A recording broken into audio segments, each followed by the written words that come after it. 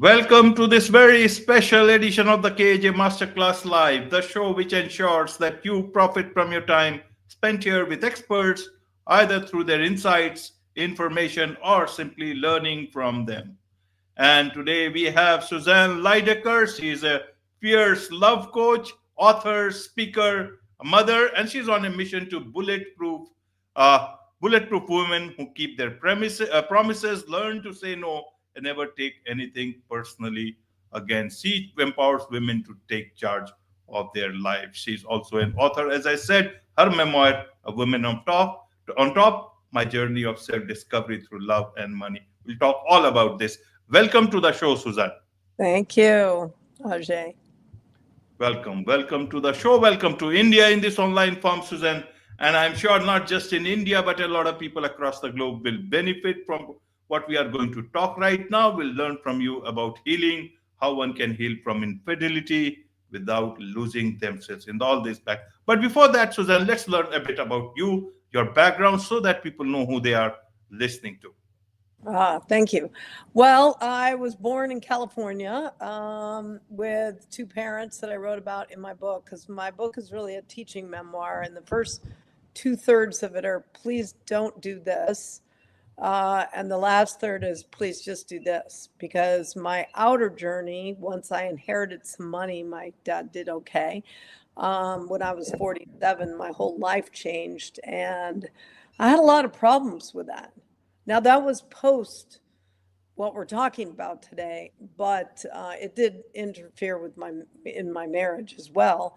And so it's been a journey to figure out how to get back to myself, how to raise my own self-worth. And I have three very significant, specific pillars, things that particularly women, but lots of men do them too, can do to improve how you feel about yourself, raise your self-esteem, self-worth. And from those things, a lot of good things come. Absolutely. Oh, and Suzanne, so first, I'm the mother of three children, which I love. absolutely, Suzanne. So I want to understand, when you talk about women as primary earners, Hmm. now, how should people understand it?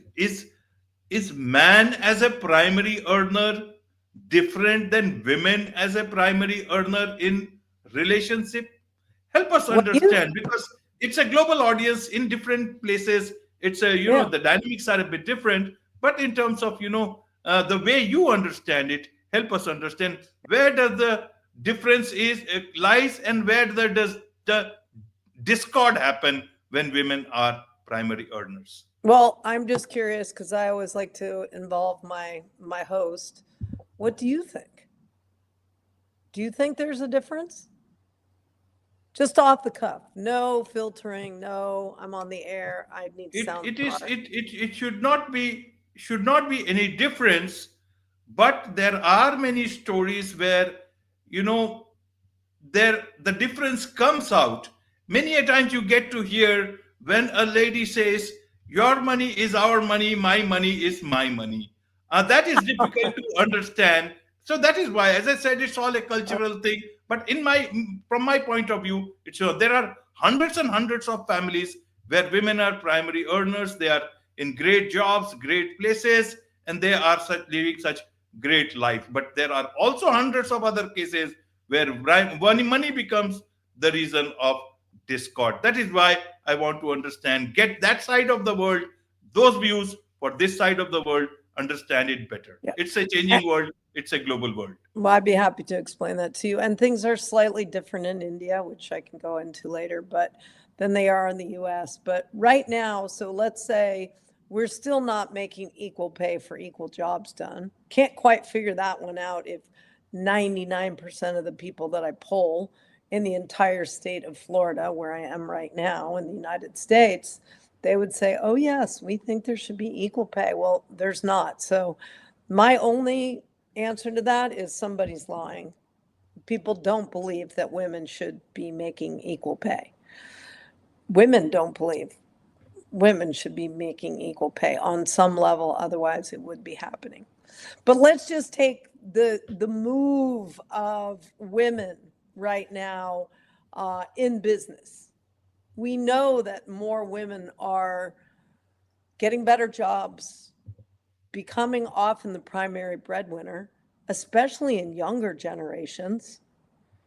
You know, some of the kids that are my kids' age are, getting really good jobs, and they're bringing in a lot of money.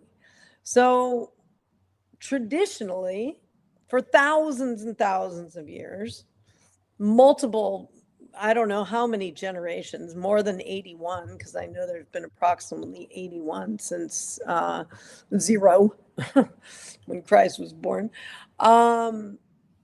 Things are changing, right? So we don't always know how to handle that situation. So I can tell you from personal experience what it's like. So I went from having, a moderate life. We played kickball in the backyard or in somebody else's yard, and we went away for a weekend, and we had a pretty normal family. But my dad, who died of Alzheimer's, unfortunately, lost most of his fortune, but had a life insurance policy, which I actually never knew whether it would ever come to fruition. It was so risky. And if you know anything about life insurance policies, it's just the way it is. You just don't know. So all of a sudden, I get this windfall of money, and I am treated differently in the town in which I live. All of a sudden, people find out that I have money. They all think it came from my ex-husband, by the way. Now, we talk about our topic of healing from infidelity. Oh, there's a lot of things I could have to say about that, and I think that's absolutely necessary. But just focusing on this question, if you become a woman that out earns, I'm in the top 1% of earners. I did quite well with the money that I got. And so chances are 99% chance that I'm going to date or marry somebody that has less than me. It's just the facts. So coming to some kind of terms with that is super important. But I'm seen as a cougar. I don't know, most of you probably know what a cougar is, but it's a wealthy woman trying to take advantage of usually a young, poorer man. Now, this is not like men date women all the time that don't have as much. And, some people will call them gold diggers. It's funny that all the names, the really bad names, are for women. Interestingly enough, I've never really thought about that before. But they're considered gold diggers. But mostly it's that, like men have no problem. They pay for women, no big deal, right? Well, when you do it on the other way around, it becomes a real problem. And you just have to trust me from my personal experience that it's been a life journey to really come to peace, because I think that's the most important thing, AJ, that we're doing here, is trying to be peaceful, live a joyous, happy life, and, overcoming whatever it is. I don't care whether you're rich, you're poor, you're black, you're white, you're fat, you're thin, whatever you are. My whole message is about being okay with where you're at. And if you want to be different or better or whatever you label that as, I got a lot of tools that can help you get there. So I hope that answered your question. Right, right. For women, how should they navigate relationships like this when they are the primary bread earners? Because they would be in a more of decision making situations, or is it not? Here also, if I'm incorrect, please do let me. If they are more in the, who should navigate this relationship? Is it the man, or is it the woman, the primary breadwinner?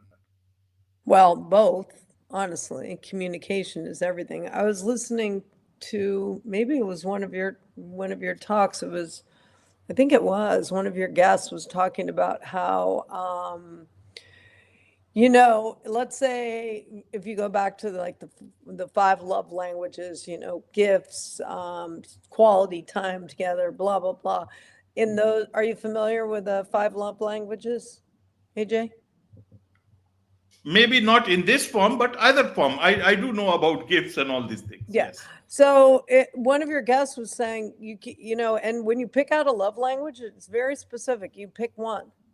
Everyone wants to pick two or three. I like gifts and for men to do things for me. Well, you get one. So one of your guests was saying, as women, we're sometimes looking for everything. We want you to be handy around the house and really successful and a good cook and smart and handsome and funny. We don't always get all those things in one person. They may be better. Maybe you're financially successful and you're really good at hiring people to do things for you. I would see that as a win. Mine is definitely acts of service. When somebody says they're going to do something for me, I'm like, oh, that's so great. I love that. Um, but I think it's important that one communicates, and your guest was also saying that for men, it may be, if you've paid attention to who you're dating or going to get married to, assuming that you've had these conversations before you get married, that this woman that you love, it's really important for her to be listened to, because everyone in her house when she was growing up was screaming and nobody, she felt unheard. If you just take that extra time to listen, then she's going to go, oh my God, you're the love of my life. And I think that that's true in reverse as well. It's very important not to, if you have your love language, for example, mine is acts of service. Well, maybe yours isn't acts of service and yours is physical touch. Well, if I'm just doing acts of service for you, uh, AJ, can I fix you dinner? Can I drive you to the whatever? And I'm not there with my physical touch, then you're not going to be able to receive those things. Right? So it's communication and really present moment awareness that allows us to have good relationships. Do I have time to just share what I learned about in India? Yes. Yes, please. So I went to India once. I'm about to go back in January for a month, which I'm very excited about.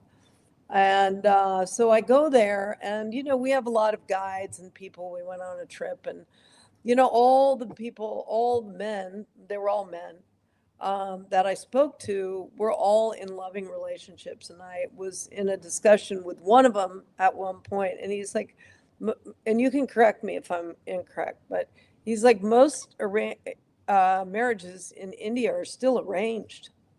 Sometimes you can see the girl down the street and go, hey, mom, maybe you want to, pick her. But oftentimes, more than not, I believe, uh, two people have never talked to each other. And as far as I can tell, I haven't done any formal research on it, but you have in India the ability to have successful, happy, well balanced marriages that last for a long time. I did not meet one person who lived in India along my travels, and I wrote about this in my book, honestly, because I was so impressed. And I met a lot of them because I'm a chatty Cathy. That was not happily. I love my wife so much.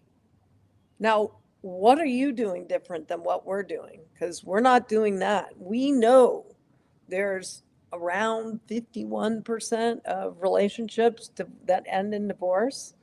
And weirdly enough, I write a book about love and money. So I was like, well, how many of those are breaking up because of money? Well, the facts, as far as you can tell from some computer Google AI thing, says around 40%. But my guess, after talking to many people who are like, oh, I didn't break up because of marriage, eventually it comes down to money. So, being very clear on who you are, what you want. For me, as a wealthy woman, It's important for men who I might date as not having as much financial resources, but bringing something else to the table. I don't know. What do you think? Well, in India, if you ask me, you have got now two ways of looking at it. One is from the rural aspect, and one is from the very educated and urban Okay. aspect. So in urban places, in metros and all, and even it's now going down to other places also, people are talking money. Money can become a problem. But by and large, in rural places, I would not say purely in from a village, but in the sense that people who come from a background where they are still, much more of family values are there. Yeah. They are still, part of that whole thing, whether even if it's in the urban setting, but they understand the value of money. They also they understand the value of family. Money is a part of it.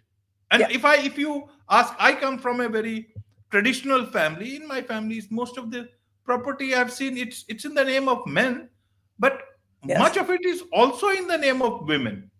and Things are and changing. yeah, it's in the name of women. And I don't think that has been ever the reason for any discord, because you know why? Because the relationship has never been in question. Nobody questions that, it's not going to be for this lifetime. In fact, in India, a marriage is considered for 7 lifetimes at least, not for Yeah. one lifetime, in Yeah. that sense. So when that sense of breaking up is there, no sense of that is there. There is no sense of money or any sort of a thing. It is the whole uh, empowerment issue that is there. For the men, they have to empower their women. And in fact, if you see, uh, the keys of that, all the important things, that belongs to the lady of the house. A man does not keep the documents also.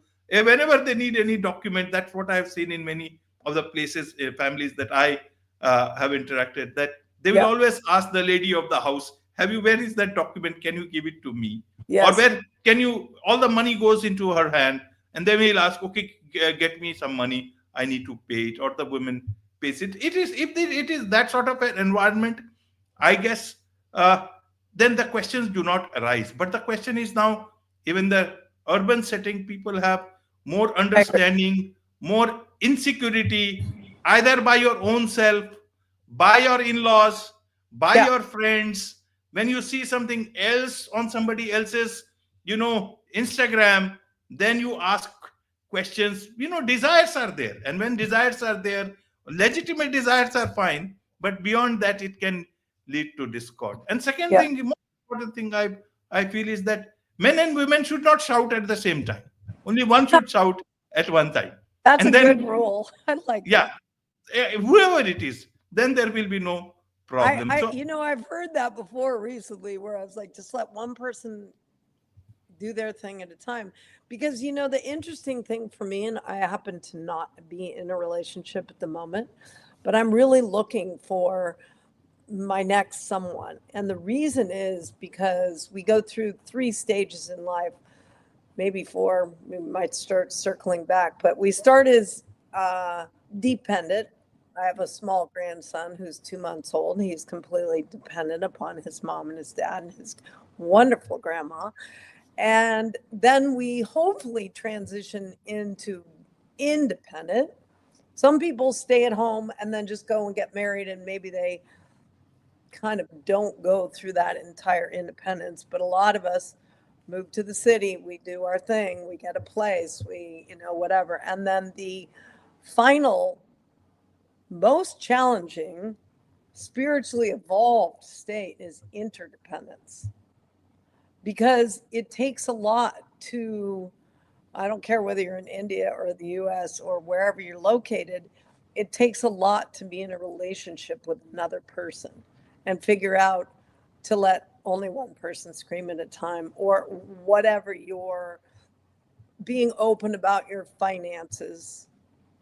In my case, after my divorce, I'm sorry, after I inherited money, I got divorced, inherited money, and then had 3 relationships with the same man, pretty much different bodies, different looks.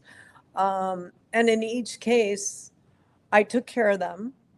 I promised them something that they were never going to refuse to take. I'll take care of you. And then I got a little ticked off there somewhere along the line. I'm like, I am tired of taking care of you. And at one point, I was screaming at someone and took this picture of him and I smashed it down to the floor into about 1,000 pieces. How miserable is that? I had to pick all those things up. But I got to that place because I didn't set healthy boundaries. And I just want to share, because I share this on all podcasts, my 3 tips that I think improved my life immensely was taking personal responsibility as men and as women, but I speak to women mostly. And as women, we want to take more than our fair share. Oh, it's all my fault. My children had to put up a prayer flag in my bedroom after my last serious boyfriend. It's not all your fault. Second one, and most powerful for me, is say no if it's not a hell yeah. Whatever you do, say no if it doesn't work for you. Say it. People are so afraid that they're not going to be liked. Nobody's going to care about them. Really, that we're not going to be liked or loved, honestly. And number 3 is don't take things personally. Now, taking things personally is a human condition, okay? It ain't going away. But you can slow down, or let's say better, speed up the process of moving through that when you're like, I have a lot of experience now in the last 5 years of not making a big deal over something. That was a big deal to me. Somebody shoved the knife in and then twisted it, and I wanted to do something. And the more that I don't do anything, really the happier my life is.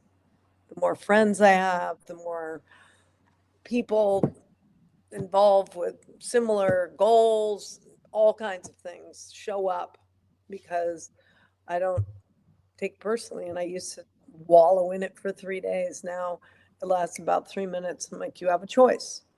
Do you want to take this personally, or do you want to just let it go and trust that there's some reason why this is taking place, and it probably has nothing to do with me. So those are my 3 Absolutely. pillars. Right, Susan. So, for a woman who has money, why do they have, when she's taking care of the other person, why do she still has to deal with infidelity? Where does the problem lie? Is it that the other person, the man in her life, is the problem itself, or is it there is a problem with the relationship, or was there much more expectation from the man about the money part, or does he feel that that the lady is not parting with her money, that she's keeping it much more close with herself? As a man, I would not have done the same way. Maybe she is treating her money differently than I would, perhaps, and it hits his ego in either way. It does. How would one look at it? Well, you know as well as I do that every situation is slightly different. I think there are some patterns. I heard this, she's a therapist where I also live in Colorado. And she said to me, when men and women get divorced and the man has the money, he knows that he's going to have to pay. He might try everything he can do to not pay, but he knows he's on the hook. And it's either figure out how to not pay or shell it over. When women, she said, when a couple comes in and the woman has money, she was like, those ladies have their high heels so dug into the carpet, they're like, I am not giving him a dime. Now, you tell me what's the difference. Like, there shouldn't be, but there is. And, we got to remember that, as I pointed out before, I think there's been approximately 81 generations since Christ. And, I can base that on 25-year-old people having babies throughout time, average. But it's only been in the last 3 where women were able to vote, able to hold property. Like, there is so much changing in the world that I don't think either men or women know how to totally respond to it. Sometimes there's some groups of women, particularly here in the US, that are, saying it's all men's fault. Well, that AJ is not working. That's impossible. We hear a lot of women, I hear it all the time. I don't care, from 14 to 94. Oh, there's no good men available on the planet anymore. I mean, this is not helping, ladies. Women cannot rise up into their authentic empowerment and leave 50% of the, like, planet behind men. So, we have to figure out how to rise up together in a mutually respectful way. Right? I mean, that's the only option for me. And so again, I would go back to I learned four things in India. And I'll tell you what my last point is. Dedication. This is how I asked all those men that I met, how do you stay married? And I also met Indian, like whatever he is, in Rishikesh. He says dedication, discipline, commitment, and communication. Do those four things and you'll stay married forever. I certainly point to in my book, well, I talk about all those things, but communication, we can circle back to where we started, is number one. If you're just sitting there and nobody's talking, they're probably not going to go so well. And make sure that one person screams at a time. I love that. Because they might. I've done it. Maybe you just need someone to listen. And, it's not that much fun when you're screaming. I don't scream anymore, but when you're screaming and they're just sitting there, like there's no rise, there's no fun anymore in the whole thing. So, yeah, it's so funny because I have a thing for the number 11s. And right now on my phone, let's see, it's 1111. Yes. So I always remember that 11s kind of mean angels. So I try to listen to what I'm saying. And right now, what I was saying was talking about communication, and they're in those four things: dedication, discipline, commitment, and communication. So that means that my angels are saying, hey, pay attention. Absolutely, absolutely. And you see, you had the picture of a child, perhaps, if I understand, it's your grandson. And Yes. you see, children, without knowing any language and out anything, still they can communicate best. And we have got the tongue, we have got everything, expressions, so many languages. We are so bad at communication. So I want to understand, what is real communication all about, Suzanne, in a relationship? It's a tough question. I think, again, individual for everybody. I think setting up, well, several things one could possibly try is making sure you sit down for 45 minutes or whatever time frame you set on it once a week. I used to do this with my children too. We would have a family meeting to discuss anything that was up. And I found that to be extremely helpful. I really love, and I'm going to use, please make sure that if somebody's talking louder, that the other person just be quiet and listen. And then you can switch roles if you want. I think that it's just a matter of doing it and finding out what you're doing, you know. And I think that, I was just looking at my card. This is the group of people I help. I help wealthy women recognize their self-worth without guilt or blame so that they can fall in love with themselves again. And so I believe that your best communication and your best life lived is always going to be from working on your own self-worth. And until you're sitting on the right hand of God the Father Almighty, there's always going to be something to work on. As far as, like creating the most loving, joyous life that you can ever live, that's financially successful, that's intimately successful, that does all the things that we as human beings tend to value as important. After food, water, and shelter, those things are really important. Once you got those, it's, time, money, and power.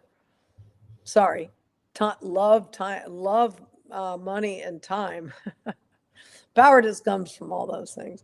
Love, money, and time. Those are the three most valuable things that we have. And so this is really key. Sorry, audience, you can't see what I'm holding up, but your self-worth, continuing to work on your self-worth, and going back to my principles, not taking things too personally. Sorry, taking personal responsibility, and that doesn't mean taking zero. Clean up your side of the street. Somebody says something to you, listen.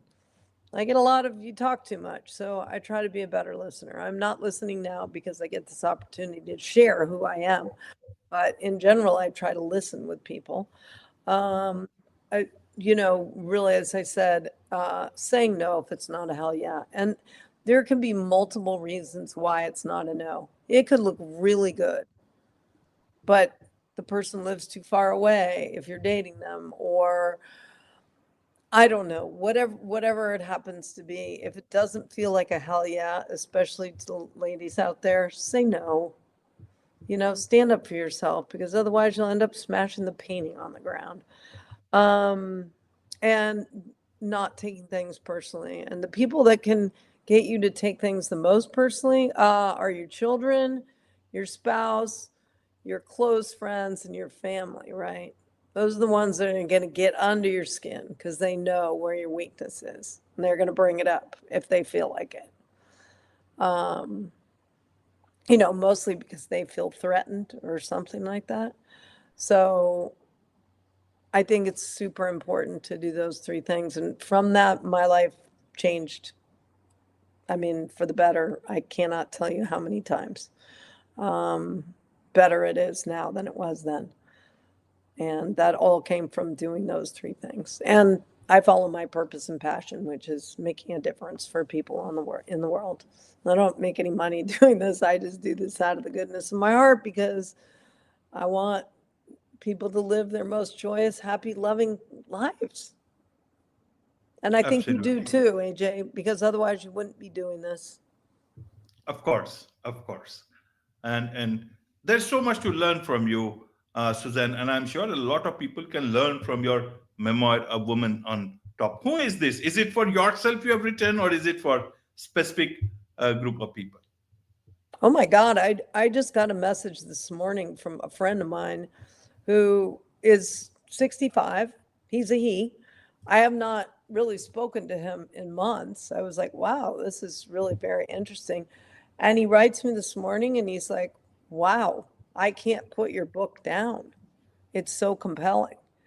He's like, I didn't really, in his case, he didn't really, because I talk about the first few chapters are about, where you grew up and the lessons you got around love and money and who was in charge and who had the papers and, whatever. We pay attention to that as children, and then we kind of live that out unless we pick something different. And then it goes into what happened post inheriting the money.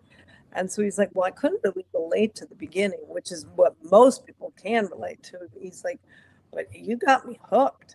So I wrote a book for women, but it seems to influence everybody. Primarily, my goal is, as I said, wealthy women who are struggling in relationships because of their sense of self-worth. And I think that it's just important to recognize that self-worth can always improve. Always. It's not we make it here and then we stop. It's a continual process, and it's pretty much kind of a fun process. I love it. Um, so I hope that answered your question. Yes. So what is self-worth? Is your net worth your self-worth, or self-worth is beyond that, Suzanne? So I'm preparing a TED Talk at the moment. Yes, hopefully I'm going to be doing one soon. I've got a potential stage. And my talk is all about, I'm going to come on there and say, hey, my name is Suzanne Leydecker, and I'm going to here to teach you about how inheriting millions of dollars taught me about my self-worth. So I was like, I won the lottery. Now I'm not alone. There's a lot of baby boomers in my situation who are now inheriting more money than they had. I don't care. I went from kind of moderate to not buying planes from or private planes for myself, but I can go to India. I That's fine. Stuff like that. And so, oh, I lost my train of thought. Can you tell me what you said again? Yeah, you're talking about the TED Talk and what Oh you yeah. talked. Yeah. So, oh, you asked me about self-worth, and no, I think that self-worth, I had low self-worth before I inherited the money because I grew up in kind of a rough environment, very type A, strict father, very, like love and money were interconnected in his world. And then I inherited the money. They died. And I wasn't any happier. I just wasn't. I wasn't happier until I started practicing those three principles. And those things changed my life. I have been over therapied. I have 2 masters in therapy. I have tried meditation, free form writing, going to India and chanting. I mean, every single thing known to man. Now, those things are great and I love them, but the 3 things that changed my life were my 3 pillars. Those changed my life. I'm a different human being. I can ask my children, I can ask anybody. And so I think that your self worth, if your self worth rises on whatever scale you put that on, I'll tell you what, your net worth is probably going to go up. Your chances of finding love are probably going to go up. Your ability to lose that 10 pounds are probably going to go up. It's just human nature. Like if you create your space over here with good juju and good energy, and, like you really learn to love yourself, it's going to reflect out into the world. There's not a possibility energetically or any other way that it can't not project into the world. Now, I'm not saying you're all of a sudden going to make millions of dollars, but you might. Definitely ain't going to have, if you have higher self worth, you're going to say, oh, it's worth me saving some here and not, just going and blowing it in the mall or whatever that is so that I have money for my future, which is a very important thing, especially as you get to be in your late 40s. You better think about, like, how are you going to retire? Those kind of plans put in place uh, lead to good self worth. They're part of the journey. Losing that 10 pounds, you're like, I feel good about myself. Things like that will move your needle and will make your self worth rise for sure. Uh, Absolutely. There's much to learn from you about all these things, Suzanne, and I'm sure a lot of people would like to connect with you, learn more about you, not your millions, and more about Yep. learning things from you, and more about also from your book. So, what is the best way for people to connect with you? I have a website, which is my name, Suzanne Leydecker. So it's Suzanne, no space, my last name, which is Leydecker. I think it's in your show notes. .com. So SuzanneLeydecker.com. There you can access my website where you can, if you want to connect with me, you can leave me an email address. I'm happy to get back to you. I'm really about building a tribe of like-minded people. So the more people that I can reach and genuinely show, have a good relationship with, the better off we all are, I think. And from there, you can buy my book on Amazon, or you can go directly to Amazon and just put in A Woman on Top and my name. Sometimes it just comes up with A Woman on Top, and there I am. And I somehow, as I said, I wrote a great book. It's, I can't, I can't say it's not good because people send me a message every single day and they're like, whoa, I had no idea. So I really encourage you to buy it. And also, if this not particularly speaking to you, if you buy a book for $18, give it to your mother, give it to your grandmother, give it to your aunt, your girlfriend. Well, maybe read it first before you give it to the girlfriend, because that probably wouldn't go over so well. But the more people that buy the book, the higher up the Amazon list I go, and the more people will be made access to it who are struggling with their self-worth. And honestly, this is not helping the planet, AJ, for women to be struggling in lack of self-worth. It's time to step up. So go get a book. Oh, and Absolutely. it's coming out in Audible, I believe, in April. I'm going home to read in my closet in March. So it will be there for all of you guys like myself who don't have time to read necessarily and want to, listen to some books while you're driving. Wonderful. With this, it's a wrap on this very special edition of the KAJ Masterclass Live. Thank you so much indeed for joining us. Thank you too.